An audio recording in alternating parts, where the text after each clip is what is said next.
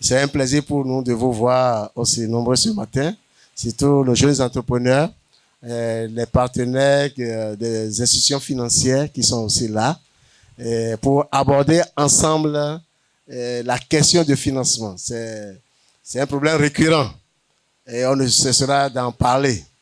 Et la solution absolue n'est pas pour demain. Et comme on le dit souvent, demain n'est pas encore la veille. Mais on n'est plus au point de départ. J'imagine, vous allez le confirmer tout à l'heure. Donc, il y a des pas qui sont faits, il y a des évolutions en la matière, des progrès, et c'est ça que nous allons voir avec vous en termes de bilan, de points, où est-ce qu'on en est aujourd'hui par rapport à cette problématique qui est l'accès aux finances agricoles. Donc, pour cela, pour débattre de tout ça là, nous avons FNDA, que vous connaissez tous bien, et dont le directeur général était à l'ouverture officielle hier, et qui a parlé un peu de mécanismes à leur niveau. Et nous avons également PADME, une structure financière qui est parmi nous.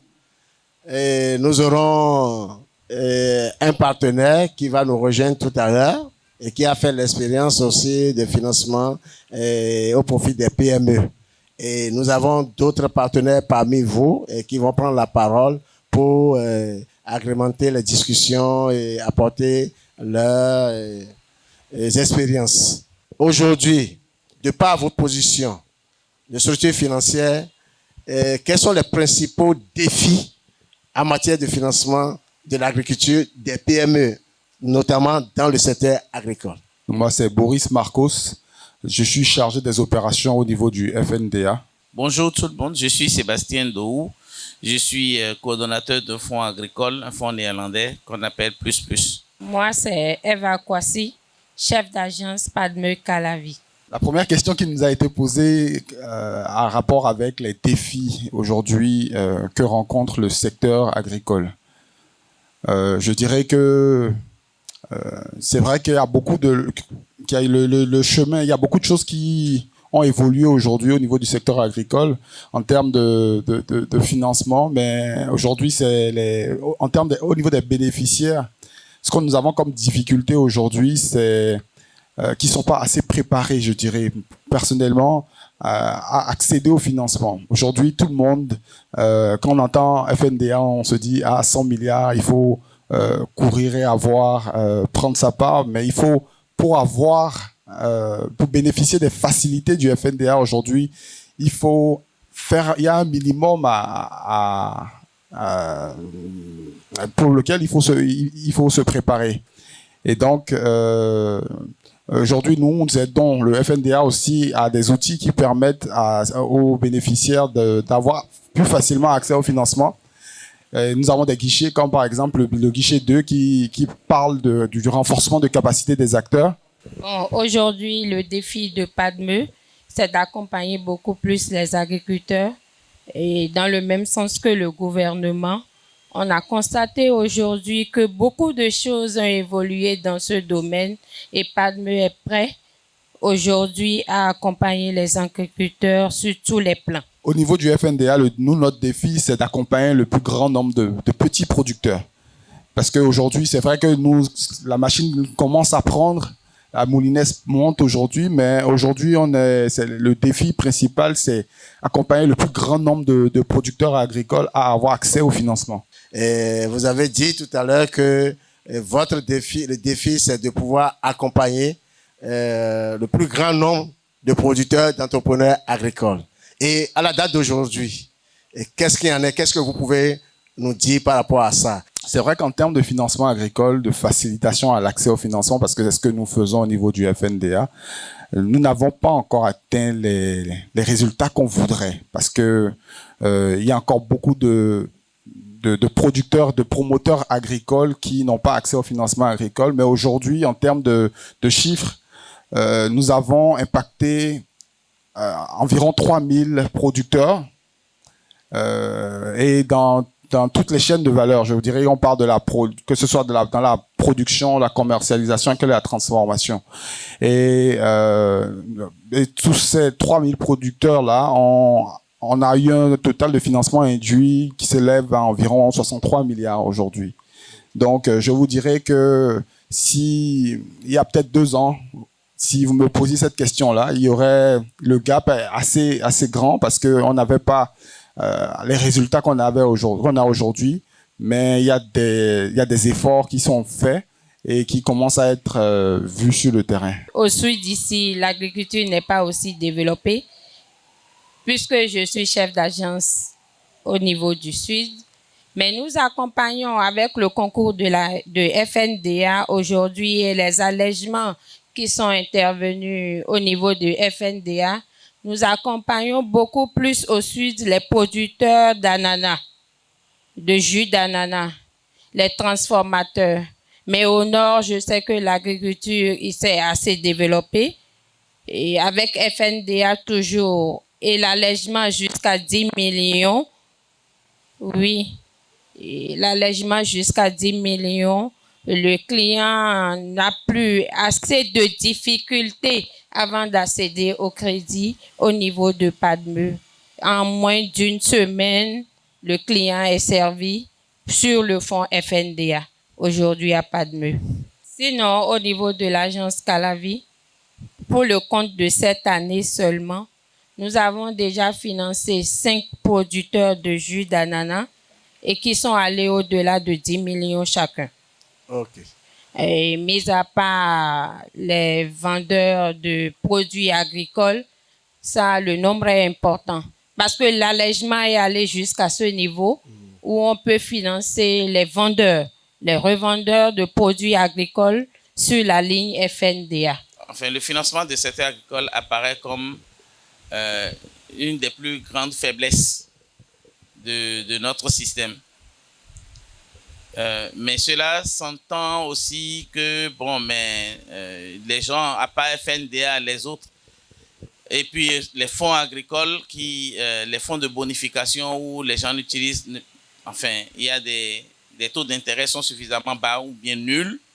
À part ça, la plupart donc, des autres financiers du secteur qui se trouvent sont des commerçants, des vendeurs d'argent. Et quand vous voyez bien les taux qui sont appliqués, vous voyez les conditionnalités qui sont associées, vous voyez comment est-ce que, par exemple, vous demandez donc de l'argent et on vous impose que c'est... on ne voit pas très bien peut-être la saisonnalité de votre travail et disons, on vous compte par exemple sur l'année juste. Quand vous prenez par exemple un secteur comme l'ananas, que je connais très bien et que j'ai financé aussi, c'est au moins 15 à 18 mois. Ça fait un an et demi. Avant donc, que le producteur ne commence pas à mettre son produit donc, sur le marché. Or, tant qu'il n'a pas vendu le produit, on peut s'imaginer par quel miracle il ira trouver de l'argent pour rembourser. Donc, le grand défi, c'est comment est-ce que ceux qui financent le secteur agricole arrivent, par exemple, à s'adapter à la saisonnalité donc, de produits agricoles. C'est très important. Ça, de mon point de vue, c'est le premier défi, la saisonnalité. Il ne sert à rien de donner, par exemple, un prêt sur 12 mois pour un produit qui ne peut arriver, par exemple, sur le marché qu'après 16-18 mois. Donc, il sera obligé donc d'aller chercher encore un prêt pour rembourser un prêt et donc il va devenir complètement endetté. Donc, pour moi, c'est l'un des premiers défis. L'autre défi, et je pense que c'est peut-être ce que le gouvernement est en train de faire, c'est que tout le monde n'a pas la terre qu'on expose ou bien qu'on présente comme, disons, une garantie sérieuse. Tout le monde n'a pas cette terre. Mais même si tout le monde en a, c'est que la question donc de formalisation, donc des titres donc de propriété pose un certain nombre de problèmes.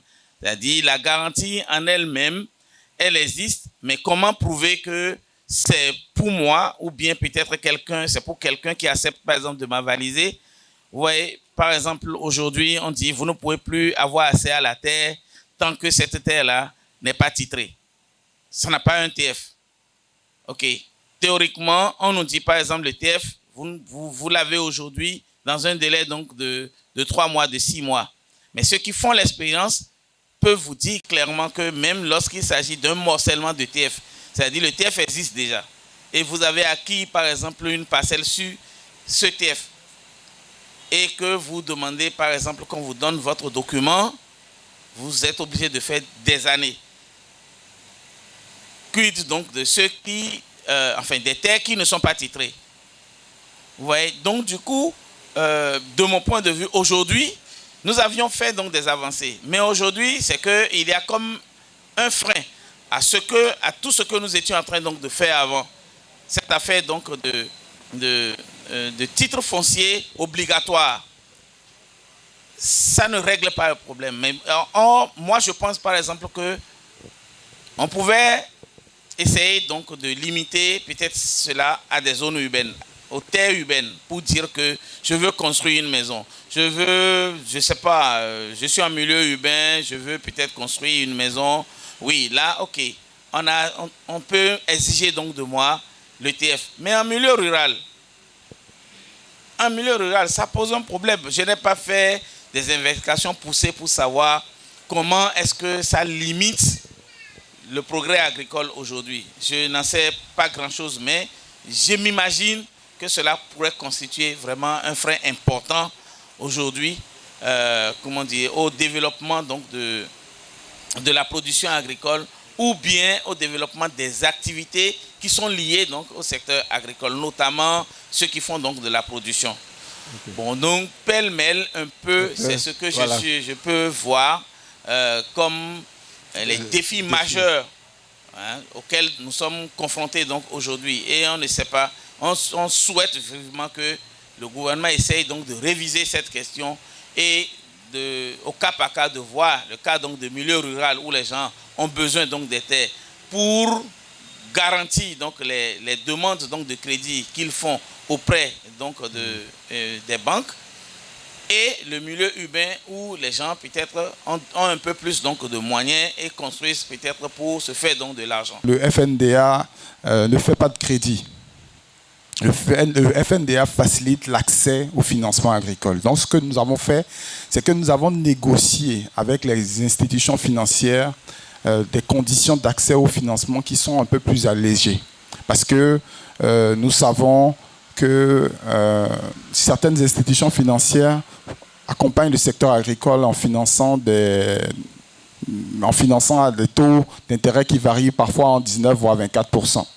Donc ce que nous avons fait au niveau du FNDA, c'est que nous avons des conventions de partenariat avec ces institutions financières-là, et pour lesquelles nous avons demandé qu'elles financent à des taux d'intérêt de maximum 12%.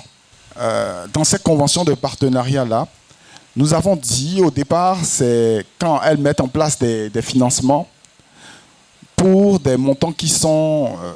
peu importe le montant au départ. Au départ, peu importe le montant, quand ils voudraient mettre des crédits en place, ils sont obligés de passer par le mécanisme du FNDA pour la mise en place de garanties. Et la garantie complémentaire que nous apportons au niveau du FNDA, j'aimerais rappeler aussi qu'elle n'est pas... c'est une garantie qui est complémentaire, comme je l'ai dit, qui vient en appui à ce que le promoteur apporte à l'institution financière.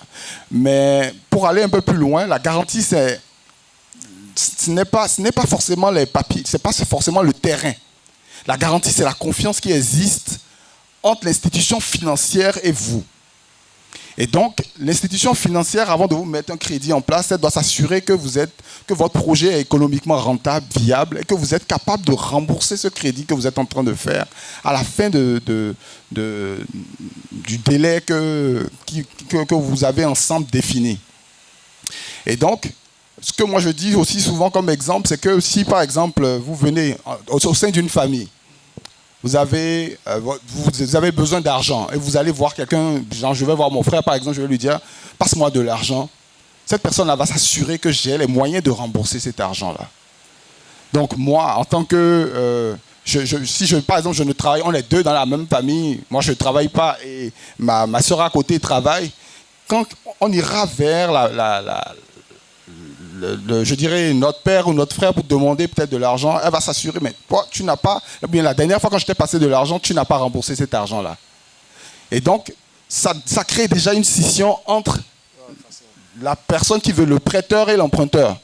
Et donc, aujourd'hui, avant de venir même au niveau du FNDA, quand les institutions financières demandaient des garanties au niveau du FNDA, avant de mettre en place des crédits aux promoteurs qui ont réussi à mettre cette confiance-là entre elles et nous.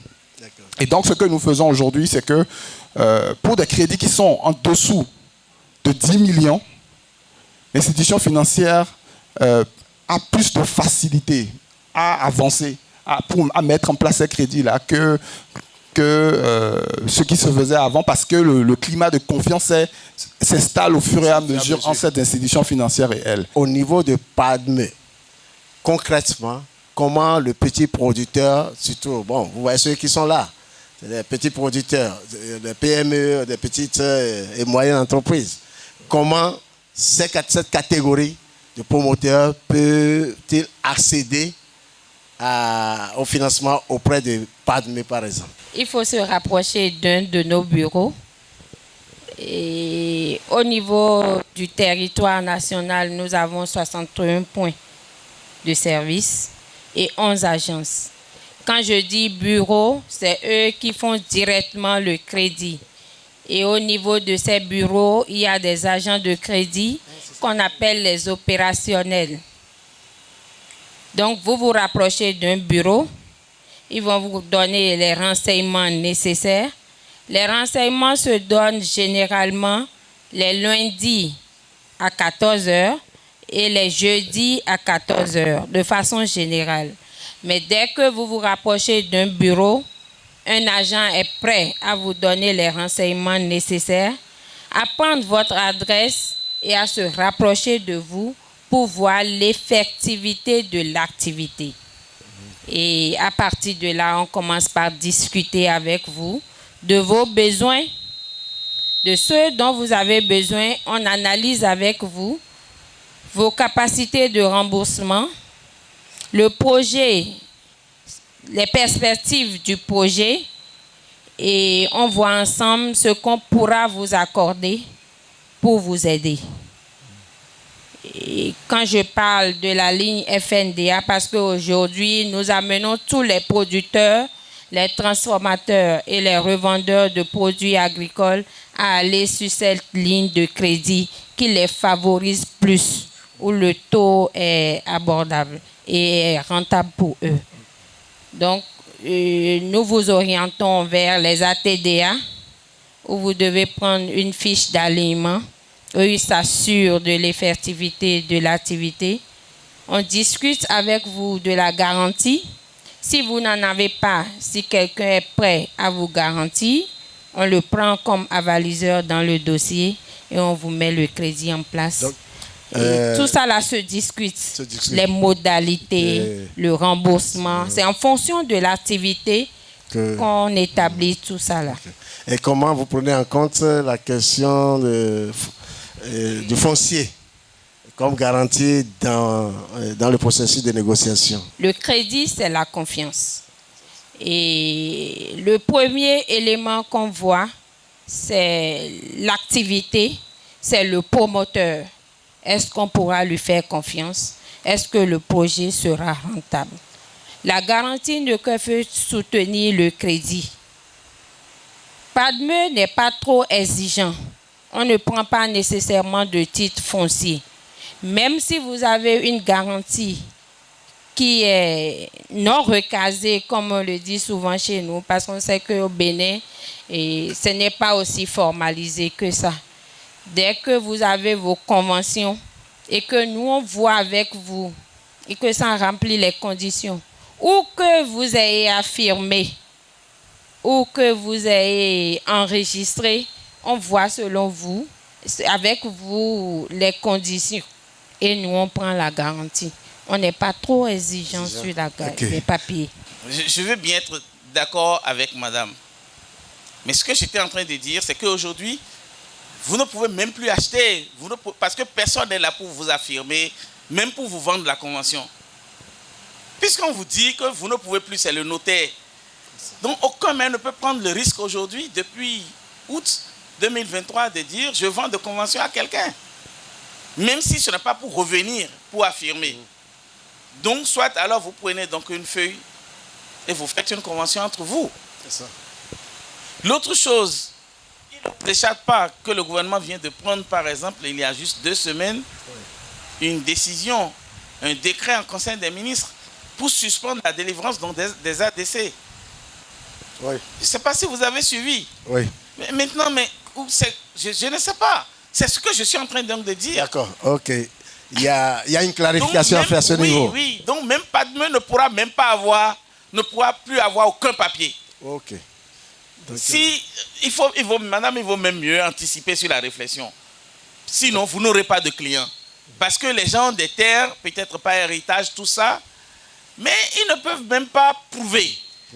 par quel Oui, document? par quel document? Voilà, c'est le problème qui se pose actuellement. Et aucun notaire ne peut prendre le risque aujourd'hui de dire, ok, bon, il est en train donc de faire un acte notarié entre 2 individus pour la cession d'une terre, tant que cette terre-là.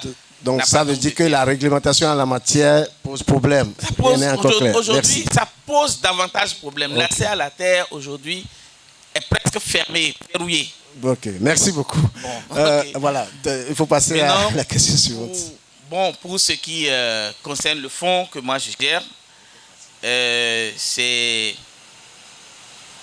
un fonds auquel on peut avoir accès. Ça commence à partir donc de 20 000 euros jusqu'à 750 000 euros. Mais pour être très clair, c'est que je n'ai pas encore vu sur notre plateforme quelqu'un qui ait eu d'un seul trait comme ça 750 000 euros. Vous voyez peut-être des gens qui ont eu 100 000, 150 000, mais plusieurs fois. Donc on peut comptabiliser après pour dire, bon, ça a déjà fait ça, mais de façon, comment on dit, straightforward, comme on le dit, 750 000 euros, je n'ai pas encore vu. Alors, donc c'est un petit fonds, en quelque sorte. Et on finance donc l'agriculture végétale, c'est-à-dire on n'est pas dans la pêche ni l'élevage. On est tout simplement dans la production végétale. Que ce soit la production elle-même, ou la transformation, ou le fonds donc de roulement, tout ça, on le finance. Et l'accès au fonds n'est pas assujetti à une garantie.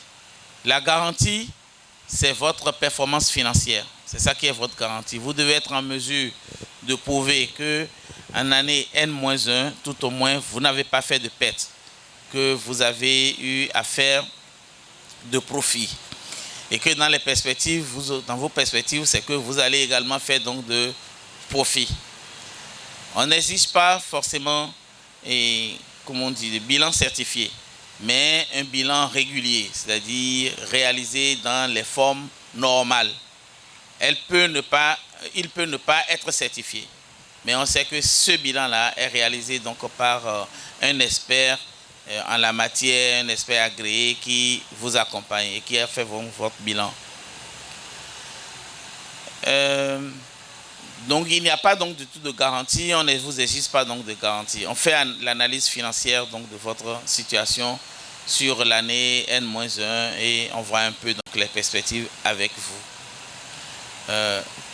Comme il s'agit donc d'un fonds de coopération, on s'assure tout simplement que vous êtes une entreprise régulière ou une coopérative régulièrement constituée et que vous n'allez pas utiliser ces fonds-là pour financer le terrorisme et que vous n'allez pas utiliser ces fonds-là pour produire du tabac ou produire donc de l'alcool. Bon, ce sont ces restrictions, enfin, on est un peu regardant donc là-dessus.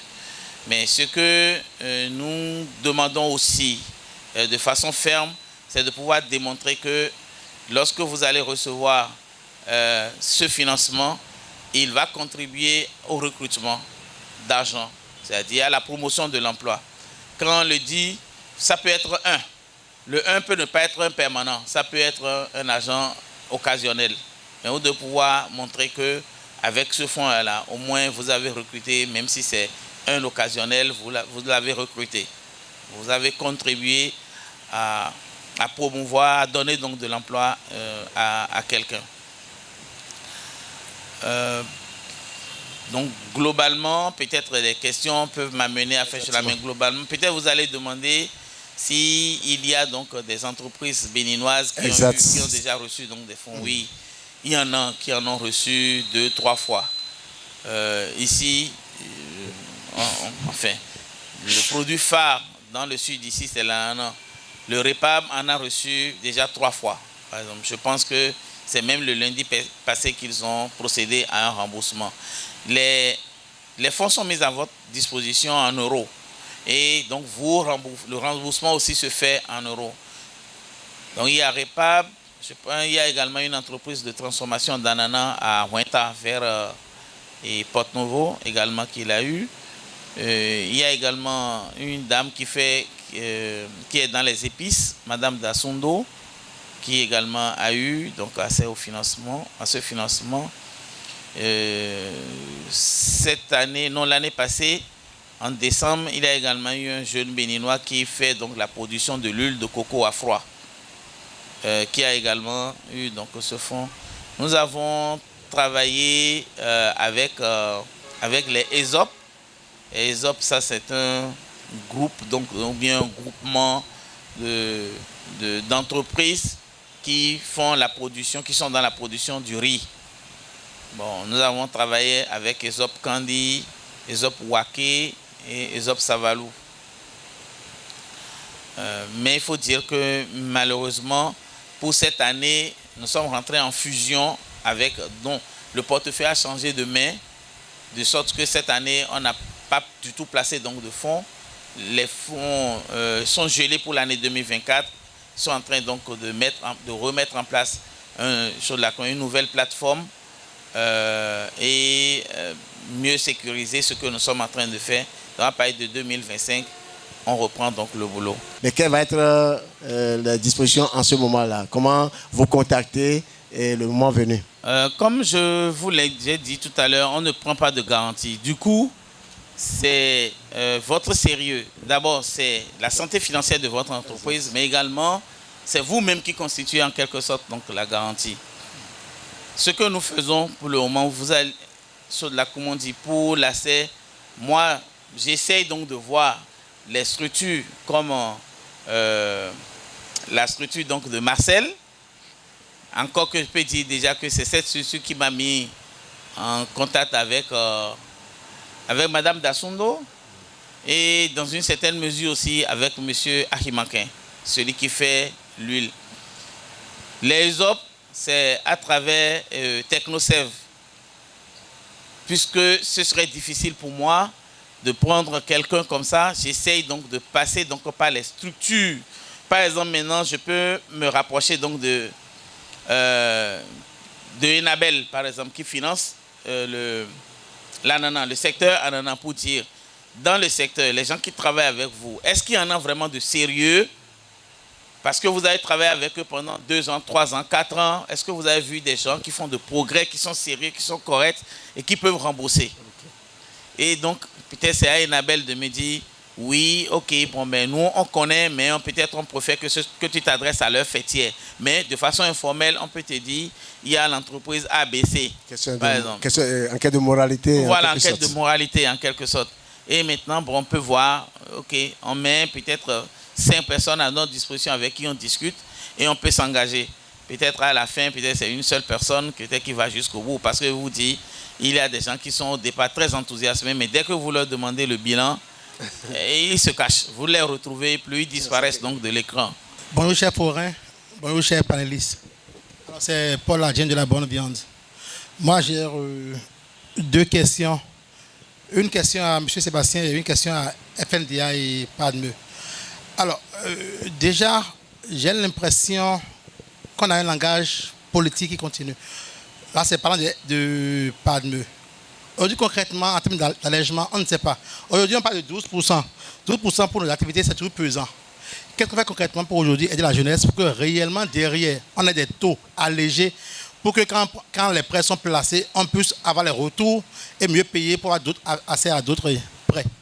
Donc, on dit concrètement aujourd'hui, qu'est-ce que FNDA et PADME ont fait comme allègement pour qu'on puisse courir. Voilà, il y a un accompagnement, on peut courir vers. Alors, par rapport à M. Sébastien, le nom du projet, on ne l'a pas. Et comment avoir accès aux plateformes demain, on ne l'a pas. Donc, merci de nous donner la précision. Je parlais effectivement du taux d'intérêt convenu avec les institutions financières, mais j'ai précisé que c'est un taux d'intérêt de maximum 12%, là, dégressif.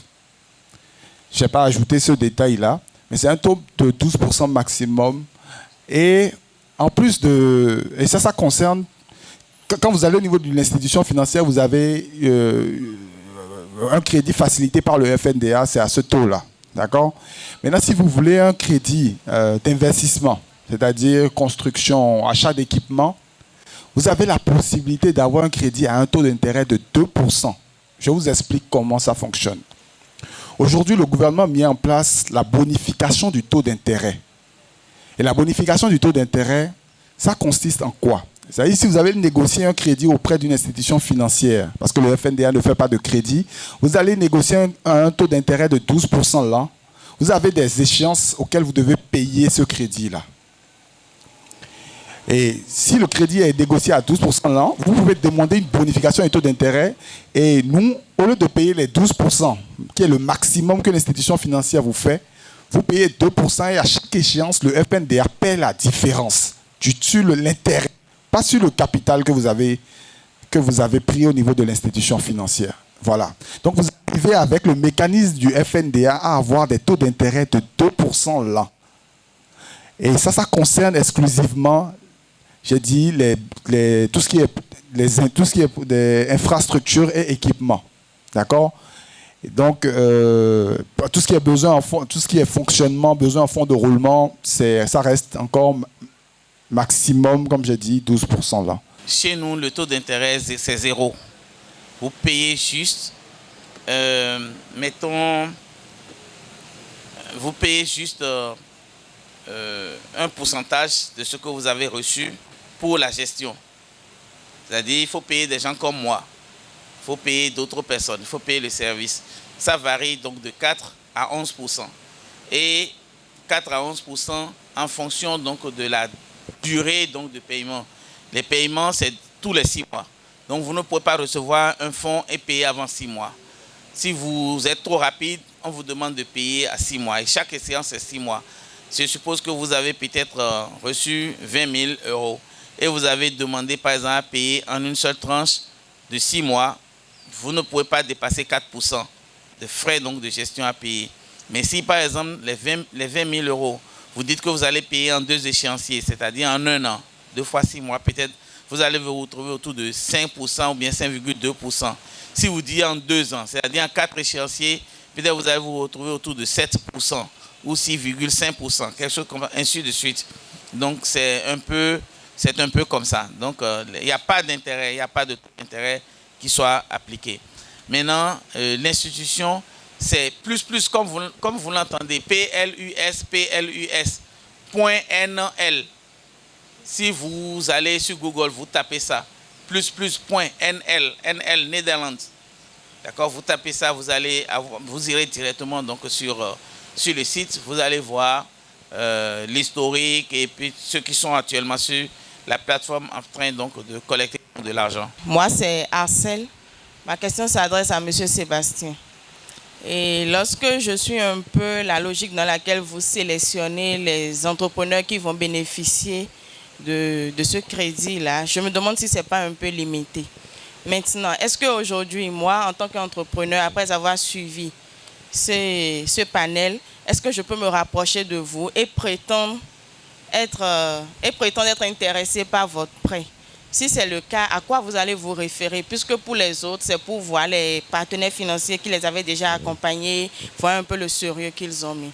Moi, si vous n'avez pas la possibilité de faire cette vérification, est-ce que c'est possible? Je peux vous dire que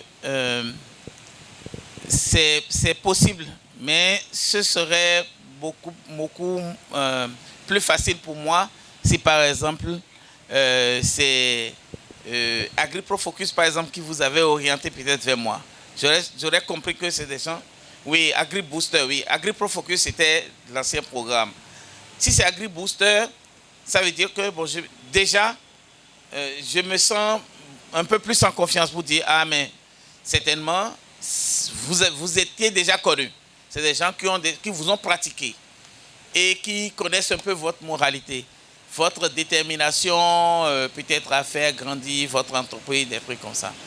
Bon, mais maintenant, si je ne vous connais pas, il n'y a personne qui vous a introduit auprès de moi. Peut-être si j'ai lu quelque chose sur vous, ça peut, comme on dit, ça peut également, disons, beaucoup me motiver, mais si c'est vous seul, je vais être beaucoup plus regardant. C'est ça. Par exemple, on était presque, comme on dit, à la fin du processus, par exemple, avec Madame Dassundo, avant que je n'aille regarder peut-être ce qu'elle fait à commencer. Mais pour vous, je vais peut-être commencer par là. Vous dire, oui, d'accord, madame, vous êtes où? Vous faites quoi? Tout ça là. Je vais vous demander, est-ce que vous avez un compte bancaire? Est-ce que ce compte bancaire est alimenté peut-être par votre entreprise? Ou ceci, ça va vous poser un certain nombre de questions. C'est possible, mais ça pourrait être un peu beaucoup plus, un peu moins facile que si, par exemple, que par rapport à quelqu'un qui m'a été peut-être présenté par un programme agricole ici ou là, ou bien peut-être par une ONG, par exemple, qui est dans un secteur et qui me dit, ok, bon, voilà, nous travaillons avec ceux-là, si vous pouvez par exemple les accompagner, peut-être ce serait bien. Vraiment, je suis ému, je n'ai pas pensé retrouver une telle initiative ici, je suis venu fortuitement tomber dedans et j'ai pris le cap en même temps. Et ce qui m'a beaucoup imprégné, c'est l'intervention de Padmé. Alors, madame a dit quelque chose que j'ai moi-même observé au cours des enquêtes. Elle disait que, concernant les garanties, qu'eux, ils ne demandent pas nécessairement un truc foncier. En tout cas, si vous avez déjà votre convention, ça passe. Effectivement, j'ai passé dans plusieurs institutions financières, mais ils ont été les seuls à accepter une convention sans notification de la mairie. Vraiment, elle n'a pas menti. Ça, je lui tire chapeau pour ça. Et la question que je voulais profiter pour lui poser, c'est concernant leur propre crédit. Si vous avez un crédit chez eux, et qu'à la suite, vous venez d'apprendre qu'il y a un nouveau crédit au niveau du Cardin, alors comment il faut faire? Parce que l'autre crédit est en cours. C'est un truc de 12 mois, on vient de faire déjà 7 mois, il reste encore 5 mois. Alors comment il faut procéder? Je suis responsable de Wow Agrotech. Nous sommes dans la production végétale. Je voudrais poser la question à Padmé, s'il vous plaît. Par rapport aux garanties en nature, si par exemple la personne a des papiers avec convention, mais que celui qui a acheté la terre est déjà décédé. Non, administrateur des biens, mais ils sont des mineurs. Il y a seulement un qui est majeur. Est-ce possible qu'on peut utiliser ces papiers pour faire d'emprunt chez vous? C'est M. Oussou Nathanaël, je suis promoteur agricole. Et par rapport aux garanties, puisque vous parlez tout à l'heure d'allègement, et alors que quand il y a convention de vente dedans, il y a tiers foncier, je crois que pour certains jeunes là, ça va être compliqué. Parce que ceux qui sont installés sur les terres d'héritage, ils n'ont ni tiers foncier, ni convention, comment ça peut se passer? Alors ils ont des projets porteurs, comment ça va se passer? Ils sont sur les terres d'héritage. Secondo, nous sommes en plein changement climatique. Non, il peut produire que, compte tenu des changements climatiques, il peut y avoir une pluie diluvienne qui ravage tout le champ. Comment FNDA et partenaires financiers là, vous avez dit avec ce jeune? Et je suis tentée de lui donner un second crédit tout de suite. Mais les conditions au Padmé ne permettent pas de donner à un seul individu de crédit. Donc, il sera obligé de solder son crédit en cours avant de pouvoir bénéficier du crédit FNDA. Donc, étant client au Padmé, on peut l'amener sur le fonds FNDA. Et c'est ce que nous faisons aujourd'hui d'ailleurs pour encourager, je dis bien, les producteurs, les transformateurs et les revendeurs de produits agricoles. Quant à la question de madame, nous prenons les biens en héritage et elle a été précise s'il n'y a que des mineurs et un seul qui soit majeur. Le seul majeur va signer et nous allons prendre copie des actes de naissance des mineurs comme preuve dans le dossier. Je crois que j'ai répondu à sa question. Quant à la dernière question, c'est question de risque. Tout crédit est un risque. Et dans ces conditions, nous allons partir en pourparlers avec ce jeune par des conseils, par des appuis, jusqu'à le ramener sur la bonne voie. J'aimerais peut-être préciser que par rapport à je dirais au risque lié aux aléas climatiques, par exemple, aujourd'hui, le FNDA aussi est en train de réfléchir à la question en partenariat avec les institutions, avec quelques sociétés d'assurance pour voir dans quelle mesure on peut accompagner nos différents promoteurs agricoles.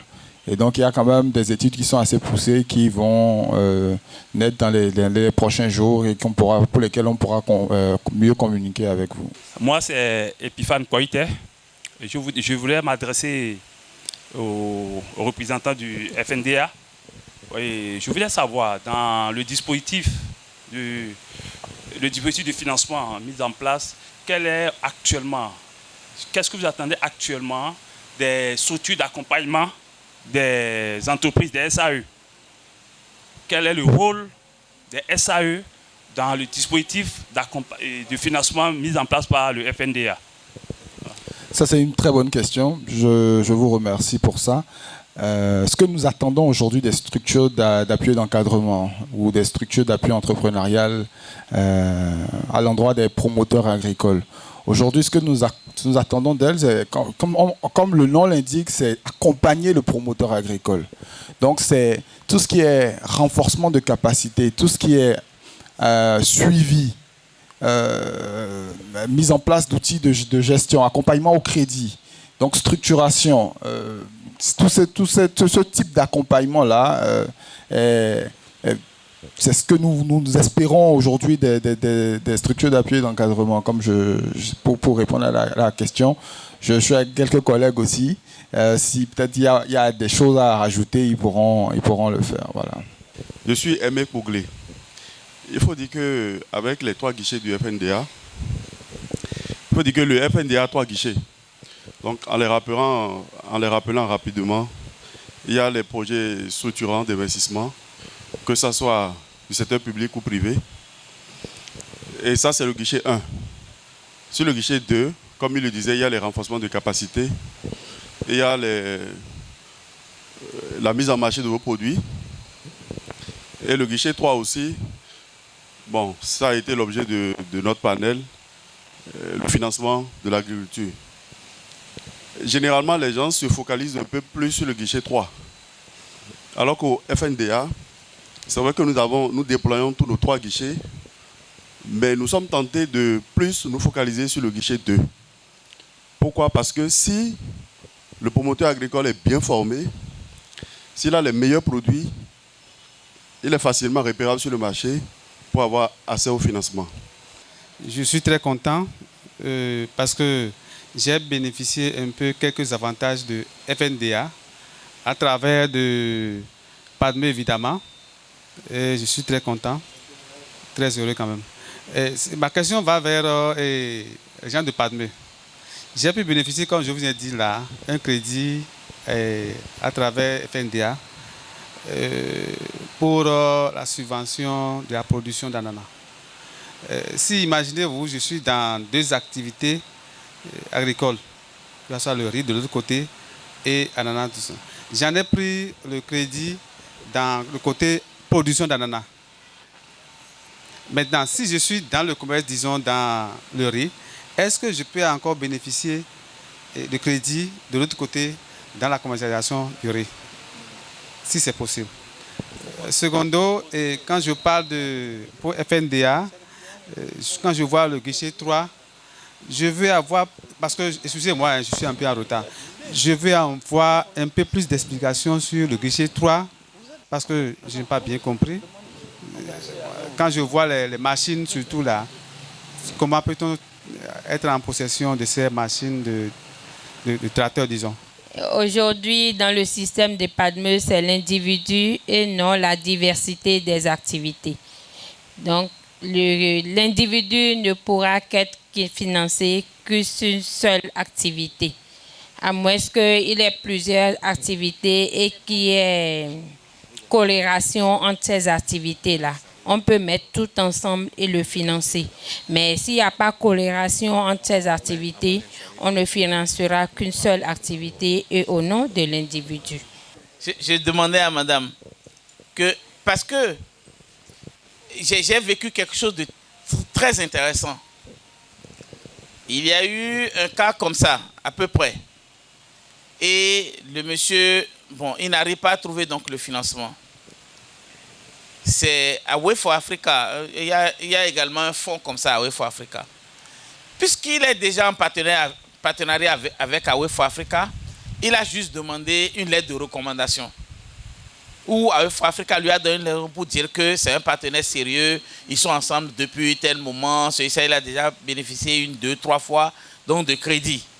Et donc, mais sur cette ligne-là, une autre ligne, il a créé une autre ligne, sur cette ligne-là, ils ne sont pas en mesure donc de le financer et qu'ils demandent donc à toute autre institution financière de pouvoir donc l'accompagner. Et ça vous accompagne. Je pense que ça, peut-être si ça n'existe pas au niveau de PADME, vous pouvez créer ça. Demandez à PADME de vous donner une lettre de recommandation que vous êtes bon et vous allez partir à l'idée ou bien ailleurs peut-être pour avoir votre financement. Ce que je voudrais dire par rapport à l'acquisition des tracteurs, c'est qu'aujourd'hui le FNDA est en partenariat avec la SONAMA. Et je pense qu'il y a des représentants de la SONAMA qui sont là aussi, qui vont peut-être pouvoir ajouter quelque chose. Et cet accord de partenariat qu'on a, c'est déjà, je vais vous annoncer déjà que les tracteurs qui sont au niveau de la SONAMA sont des tracteurs, si je ne me trompe, c'est même pas que si je me trompe, les tracteurs au niveau de la SONAMA sont des tracteurs à prix subventionné. Donc les tracteurs de la SONAMA sont déjà subventionnés à la base. Donc les prix que vous voyez au niveau de la SONAMA, par exemple, vous avez des tracteurs qui sont subventionnés à 50% par l'État béninois. Et donc, en plus de ça, si aujourd'hui vous voulez un tracteur au niveau de la SONAMA, si la procédure n'a pas changé parce que la SONAMA est présente, c'est que vous allez au niveau de la SONAMA et vous demandez une proforma par rapport à un tracteur qui est demandé. Est-ce que la SONAMA, vous représentez la SONAMA, madame? Je pense qu'il est mieux par rapport à cette préoccupation-là que la SONAMA explique le processus d'acquisition des tracteurs et par la suite les facilités que le FNDA peut octroyer sur des tracteurs qui ne sont pas subventionnés. Je pourrais peut-être revenir sur cette question-là. Voilà. Si vous avez des équipements agricoles qui ne sont pas subventionnés, parce qu'il y a des tracteurs au niveau de la SONAMA qui sont subventionnés, vous avez des équipements que vous voulez acheter, vous avez la possibilité de bénéficier de la bonification du taux d'intérêt que j'ai dit par exemple tout à l'heure par rapport au FNDA, où vous avez un taux d'intérêt qui est maximum de 2%. Moi, c'est Nazek Baguidi, je m'appelle. Je suis chargé de pôle au niveau du FNDA et également chargé des SFT. Alors, je voulais juste apporter une précision pour dire que le FNDA est en partenariat avec plusieurs structures financiers décentralisés. Donc, nous avons au total 18 SFD partenaires au niveau du FNDA et 10 banques. Donc, je voulais juste apporter cette précision pour que les participants sachent que ce n'est pas que PADME. Chers amis, comme M. Sébastien l'avait dit au départ, c'est un sujet de thèse, la question de financement de l'agriculture. Donc, on peut consacrer tout le temps, mais ce n'est que des apports de solutions. Il faut reconnaître que dans ce domaine-là, c'est une dynamique. Il y a 10 ans, il y a 15 ans, c'était difficile pour les structures financières d'être dans le financement de l'agriculture. Parce qu'on se dit, c'est un secteur à haut risque. C'était le terme qu'on entendait au départ. Mais pour le chemin qu'on a parcouru jusque-là, je pense qu'on n'est plus au point de départ. Il y a des petits pas. Et avec beaucoup d'engagement des structures financières qui se déploient sur toute l'étendue du territoire. Et parce que les mécanismes aujourd'hui existent pour que le promoteur se prépare à aller au au financement, à demander le crédit et en retour à bien gérer le crédit pour créer la confiance entre son créancier. Donc c'est ça qui est important. Vous avez eu toutes les informations. Le stand de FNDA est là-bas. Vous pouvez vous rapprocher d'eux. Ceux qui veulent se faire annoncer vont se faire annoncer et on va suivre tout ça là. Le stand de Padme, ils sont aussi là-bas. Il y a une équipe forte qui est là pour vous donner des informations. Et maintenant, on va voir avec monsieur Sébastien. Voilà, bon, même si c'est quelques minutes après là. Et il faut prendre certaines personnes pour leur donner des informations. On verra tout ça là tout à l'heure. Bon, il sera là pour quelques minutes.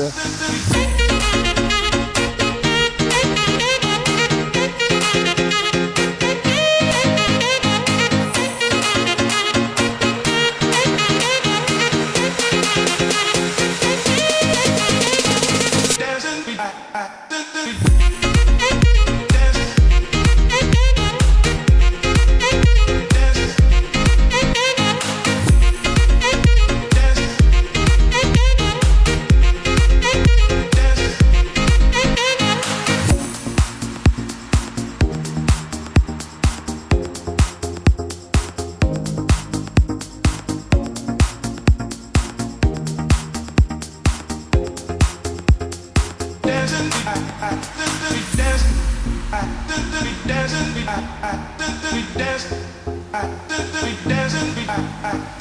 dance.